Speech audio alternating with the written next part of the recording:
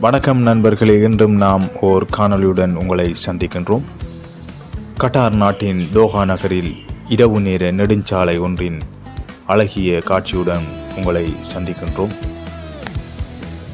கடந்த வருடம் 2022 December FIFA உலகக்கிண்ண உதைப்பந்தாட்ட போட்டிகள் கட்டார் நாட்டில் நடைபெற்றது. நண்பர்கள் அனைவரும் அறிந்த விடயமே. இதற்காக கட்டார் நாட்டில் பல பிரமாண்டங்கள் பல கோடிகளில் செலவு பண்ணி அந்த நாட்டு அரசாங்கம் செய்திருந்தது. இவ்வாறான பிரமாண்டங்கள் உலகக்கிண்ண போட்டிகளை பார்ப்பதற்காக வந்த வெளிநாட்டவர்களை கவர்வதற்காக கட்டார் நாட்டு அரசாங்கத்தினால் மேற்கொள்ளப்பட்டிருந்தது. இந்த காணொளியில் காணப்படும் இந்த மேம்பாலம் அதற்கு ஒரு சிறிய உதாரணம். பாருங்கள் நண்பர்களே.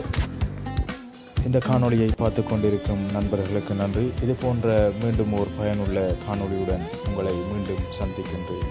நன்றி, வணக்கம்.